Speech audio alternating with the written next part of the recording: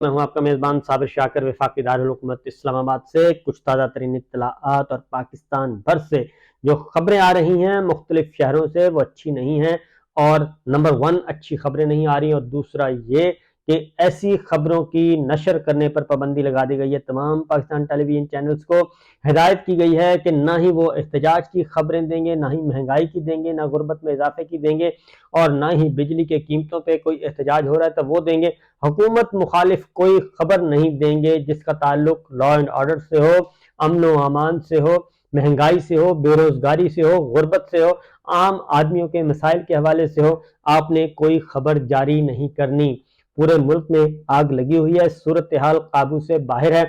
اور ہمارے T V channel جو ہیں، ہمارا میڈیا جو ہے، اسے حکم دیا گیا ہے کہ آپ نے صرف یہ بتانا ہے کہ سب اچھا ہے، سب اچھا ہے کی رپورٹ ہر وقت جاری کرتے رہنا ہے، اور خبردار اگر کسی قسم کی کوئی فوٹیج یا کوئی خبر جاری کی تو پھر آپ کو ہم دیکھ لیں گے۔ یہ ہے اطلاع اور یہ ہے خبر۔ اس کی وجہ یہ ہے کہ رات گئے مہنگائی کے بڑے بڑے بارودی مواد جو ہیں بڑے بڑے پھینکے گئے ہیں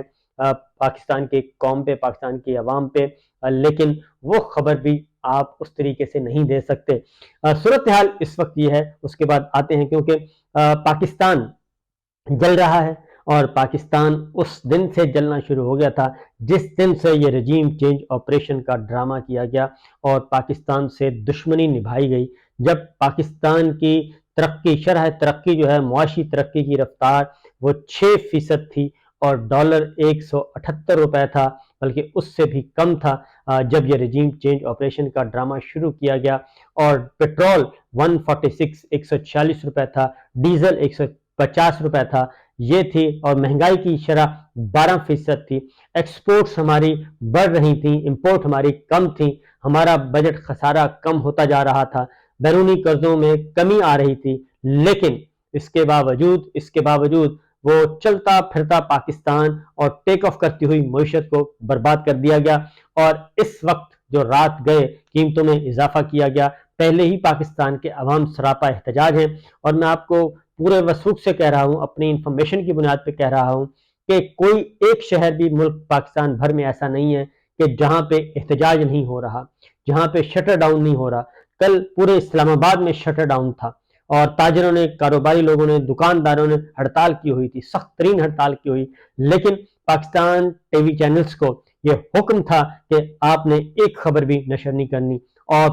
آپ پورے کے پورے بلیٹن دیکھ لیں، پورے کے پورے ٹاک شوز دیکھ لیں، کسی ٹاک شو میں آپ کو وہ خبر آپ کو نظر نہیں آئے گی کہ اسلام آباد میں شٹر ڈاؤن تھا، ہڑتال تھی، کاروباری لوگ احتجاج کر رہے تھے، اور اسلام آباد کے شہری جو ہیں وہ سڑکوں پر تھے۔ آپ کو کسی شہر سے یہ خبر نہیں آئے گی، جبکہ حقیقت یہ ہے کہ خیبر پختونخوا ہو، بلوچستان ہو، سندھ ہو، پنجاب ہو، ایک ایک شہر میں احتجاج ہو رہا ہے۔ اور کل پھر ایک اور ایونٹ ہوا، اور وہ تھا وکلا کنونشن ہوا لاہور میں، اور اس میں مختلف وکلا تنظیموں کے نمائندوں نے گفتگو کی اور ساری سچویشن پہ اپنا اظہار خیال کیا، اور خبردار کیا کہ پاکستان کو غیر آئینی اقدامات کی طرف دھکیلا جا رہا ہے، پاکستان کو بربادی کی طرف دھکیلا جا رہا ہے۔ عمران ریاض خان لاپتہ ہے، شہید ارشد شریف کے قاتل ابھی تک گرفتار نہیں ہو سکے، اور تمام اس وقت 10,000 سیاسی قیدی لاوارث بنا دیے گئے، جیلوں میں ڈالے ہوئے، خواتین کو جیلوں میں ڈالا ہوا ہے، لیکن اس جانب بھی یہ خبریں بھی آپ کو کسی میڈیا چینل پہ نہیں ملیں گی، اور نہ ہی وکلا رہنماؤں کو کل ٹاک شوز میں بلایا گیا، اور اس کی وجہ یہ تھی کہ کہا گیا تھا کہ یہ آپ نے نہیں کرنا، ورنہ پھر آپ کے لیے نتائج اچھے نہیں ہوں گے۔ عمران ریاض خان کا اسی لیے 4 مہینے سے زیادہ ہو گئے ہیں ان کا لاپتہ ہوئے، اور کوئی خبر نہیں کہ وہ کہاں ہیں، کس حال میں ہیں، اور یہی کچھ شہید ارشد شریف صاحب کے ساتھ کیا گیا۔ کل اسلام آباد میں ہڑتال ہوئی، احتجاج ہوا، لیکن وہ احتجاج صحافیوں کی جو ہڑتال تھی، جو احتجاجی مظاہرے تھے، اس کی بھی کوریج نہیں کی گئی، اور اس کے بارے میں بھی یہی تھا، اور مطالبہ کیا جا رہا ہے کہ کینیا کے پولیس کے افسران بحال ہو گئے۔ میں کہتا ہوں کہ شہید ارشد شریف کے قتل کے 2 حصے ہیں، ایک ہے پاکستان جہاں پہ ان کے خلاف مقدمات درج کیے گئے، جھوٹے مقدمات، بے بنیاد مقدمات درج کیے گئے، ان کو پاکستان سے باہر نکالا گیا، اور اس کے بعد دبئی تک اس کا پیچھا کیا گیا، دبئی کے بعد کینیا تک اس کا پیچھا کیا گیا۔ تو یہ پاکستان سے شروع ہوتا ہے، یہ سازش پاکستان سے شروع ہوتی ہے، کینیا میں جا کے اختتام پذیر ہوتی ہے، تو یہ بھی قتل جو ہے وہ کبھی بھی چھپ نہیں سکے گا۔ تو یہ تو اس وقت پورے ملک میں آگ لگی ہوئی ہے، اور جو کہ آگ دکھانے پر مکمل طور پر پابندی ہے۔ ہو کیا رہا ہے؟ اس کی وجہ یہ ہے کہ ڈالر 325 روپے کا بھی نہیں مل رہا، 335 روپے کا بھی نہیں مل رہا۔ ڈالر 178 روپے کا تھا، اس وقت 335 روپے کا ڈالر ہے، لیکن مل نہیں رہا۔ ڈیزل 146 روپے تھا، اس وقت 311 روپیہ ہے، یعنی آلموسٹ ڈبل سے بھی زیادہ ہو گیا ہے۔ 100% اس میں اضافہ کر دیا، 110% اضافہ ہو چکا ہے، 140 سے 311 روپے تک ہو چکا ہے، ڈبل سے بھی زیادہ۔ پیٹرول 140 روپے سے 305 روپے ہو چکا ہے، وہ بھی ڈبل سے زیادہ، 100 ٹائمز جو ہے 100 گنا سے زیادہ کا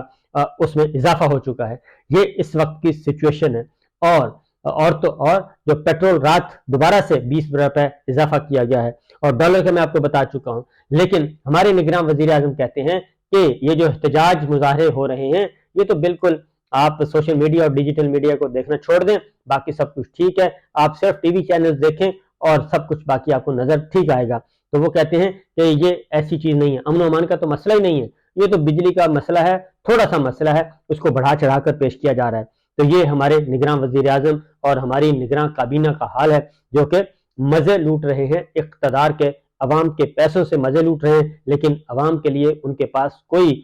حل نہیں ہے، عوام کے لیے کوئی ریلیف نہیں ہے۔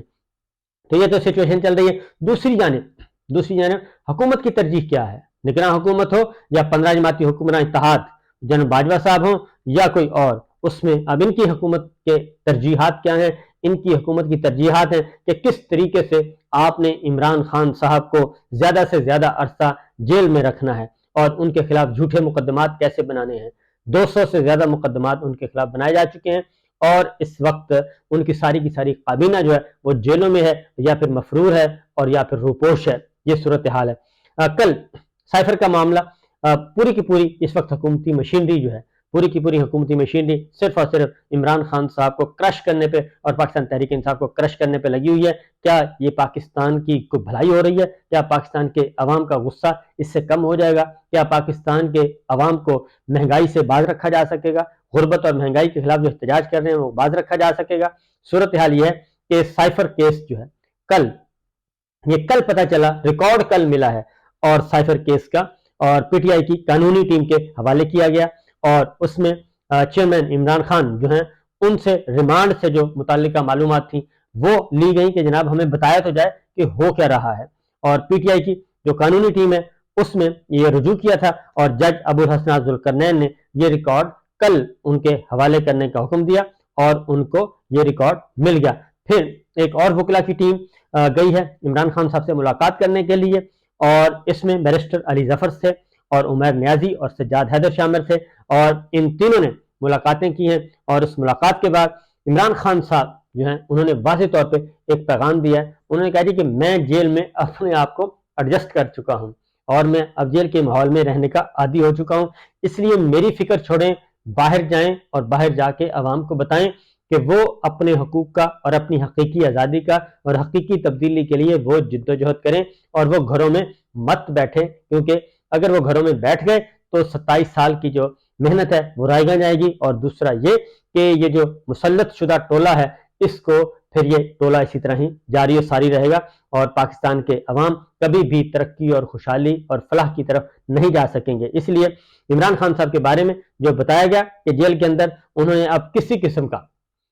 قسم کی کوئی ڈیمانڈ نہیں کر رہے، وہ کہتے ہیں دال روٹی چلتی رہے گی، کوئی ایشو نہیں ہے، میں نے اپنے آپ کو ایڈجسٹ کر لیا ہے۔ ان کا خیال تھا کہ میں ان کی منتیں کروں گا، ان کی سماجتیں کروں گا، وہ کام نہیں ہے۔ میں نہ نواز شریف ہوں اور نہ ہی مسلم لیگ نواز کے دیگر شہباز شریف صاحب کی طرح ہوں کہ میں ڈیل کر کے واپس جاؤں گا، باہر چلا جاؤں گا، نہیں، ایسا نہیں ہے۔ بلکہ انہوں نے ایک درخواست دی، اور انہوں نے درخواست دی کہ میرے بیٹوں سے میری بات کروائی جائے، اور فون پہ ٹیلی فون کرنے کی اجازت دی جائے، کیونکہ کافی عرصے سے انہوں نے اپنے بیٹوں سے رابطہ نہیں ہو پا رہا، اس لیے عدالت نے ان کو اجازت دے دی، اور اپنے بیٹوں سے اب وہ فون پہ بات کر سکیں گے۔ اب وہ کس طریقے سے کروائی جائے گی، اور اس کی یقیناً ریکارڈنگ بھی کی جائے گی۔ تو بہرحال جج ابوالحسنات ذوالقرنین نے عمران خان صاحب کی درخواست منظور کی، اور بیٹوں سے بات کرنے کی ہدایت کر دی جیل حکام کو۔ ایک بات آپ کو میں بتا دوں کہ اس وقت عمران خان صاحب جو ہیں وہ جیل میں مجرم نہیں ہیں، ان کا وہ سٹیٹس ختم ہو چکا ہے کیونکہ وہ توشہ خانہ میں اب رہا ہو چکے ہیں. اب ان کا ایک انڈر ٹرائل ایکیوزڈ کا جو ہے وہ سٹیٹس ہے اور اس میں وہ سارا کچھ نہیں ہوتا جو کہ ایک مجرم کو یا سزا یافتہ شخص کو دیا جاتا ہے, کیونکہ اب ان کی سزا سسپینڈ ہو چکی ہے. لہذا جو ایک حوا کھڑا کیا گیا تھا وہ حوا ختم ہو چکا ہے. پھر ایک اور بات بھی سائفر کے معاملے میں بتا دوں, جو کیس چل رہا ہے وہ ایک ایسے قانون کے تحت چل رہا ہے جو ایک فراڈ قانون ہے, کیونکہ صدر مملکت ڈاکٹر عارف علوی صاحب کہہ رہے ہیں نہ میں نے اس پہ دستخط کیے اور نہ ہی میں نے اس کی منظوری دی, اس لیے وہ جو کچھ بھی ہو رہا ہے وہ سارا کا فیک ہے. اور یہ پریزیڈنٹ علوی یہ بات بتا چکے ہیں اوپنلی, اور اس کو ابھی تک ڈینائی نہیں کیا گیا, بلکہ وزارت قانون نے اس کی تصدیق کی کہ ہم نے ایزیوم کیا ہے کہ یہ ہو چکا ہے, اور اسی ازمپشن کی بنیاد پہ یہ سارا کچھ ہو رہا ہے. اس کے بعد تحریری فیصلہ سائفر کیس میں آ چکا ہے, وہ میں آپ کو شیئر کر لیتا ہوں. عمران خان صاحب کے خلاف 16 اور 30 اگست کے سائفر کیس کی سماعتوں کے جو تحریری فیصلے ہیں ان کے اکارڈنگلی یہ 2 صفحات پر مشتمل ہے, اور خصوصی عدالت کے پاس وہ کہتے ہیں یہ اختیار ہے کہ وہ جوڈیشل جسمانی یا ضمانت دے. لہذا وہ کہتے ہیں جی عمران خان صاحب کو 16 اگست کو جوڈیشل ریمانڈ دیا گیا, اور عمران خان کی صحت اہم ہے اور تمام تر اقدامات سپرنٹ جیل جو ہیں وہ اٹھائیں ان کی صحت کے لیے اور ان کی سیکورٹی کے لیے, اور عمران خان صاحب کی زندگی امپورٹنٹ ہے. سیکورٹی خدشات کو مد نظر رکھتے ہوئے میں نے جوڈیشل ریمانڈ دیا, اور عمران خان صاحب کو اٹک جیل سے باہر جانے پر کوئی حادثہ پیش ہو سکتا ہے. اب عدالت جو ہے وہ سارے جو شکوک و شبہات ہیں وہ ساری باتیں درست مان رہی ہے. جب عمران خان صاحب کو 180 مقدمات میں بلایا جاتا تھا تو عمران خان صاحب کہتے تھے کہ ان کی سیکورٹی کو خدشات ہیں, پھر ان کا مذاق اڑایا جاتا تھا کہ یہ منہ پہ بالٹی چڑھا کے چل رہے ہیں. تو اب جو ہے وہی کام عدالت کے جج صاحب کہہ رہے ہیں کہ جناب اس وجہ سے ہم نے جوڈیشل ریمانڈ دیا, لیکن اصل مسئلہ یہ ہے کہ یہ کیس ہے اسلام آباد کا, اور اسلام آباد کا کیس پنڈی جیل میں اٹک جیل میں کیسے منتقل ہو سکتا ہے, اور اسلام آباد کے جج اٹک جیل میں کیسے جا سکتے ہیں, یہ سارے کا سارا پروسیجر جو ہے وہ انلیگل چل رہا ہے. اور جس قانون کے تحت سائفر آفیشل سیکرٹ ایکٹ کے تحت جو ٹرائل کیا جا رہا ہے وہ بھی انلیگل ہے کیونکہ وہ قانون ہی نہیں ہے, اور اسی طریقے سے اسلام آباد کے جج اٹک میں جا کے یہ کیسے کر رہے ہیں. تو بہرحال آگے کا وقت بگڑا ہوا ہے, تو دیکھتے ہیں کیا ہوتا ہے. عمران خان کے خلاف سائفر کیس کی 16 اگست کی سماعت جوڈیشل کمپلیکس میں ہوئی 16 اگست کی سماعت, حالانکہ 16 اگست کو عمران خان صاحب جو ہیں وہ جیل میں تھے. ایف آئی اے نے تفتیش کے لیے 16 اگست کو چیئرمین پی ٹی آئی کا 14 روزہ ریمانڈ مانگا, اور عمران خان پہلے سے ہی توشہ خانہ کیس میں اٹک جیل میں قید ہیں. سیکرٹ ایکٹ 1923 کے تحت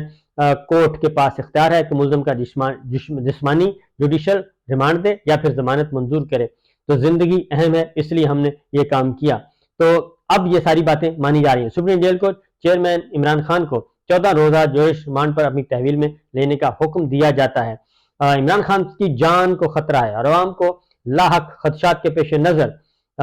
عمران خان کو حاضری سے استثناء دیا گیا, اور عمران خان کی حاضری جوڈیشل کمپلیکس میں تصور کی جاتی ہے. یعنی اب ازمپشن چل رہی ہے کہ عمران خان صاحب کی حاضری جو ہے وہ تصور اب خود ہی وہ استثناء بھی دے رہے ہیں, درخواست بھی دے رہے ہیں, سب کچھ ہی ہے. پروسیکیوٹر بھی خود ہیں, صفائی والے بھی خود ہیں, اور عمران خان بھی خود ہیں, اور منصف بھی خود ہیں. تو بہرحال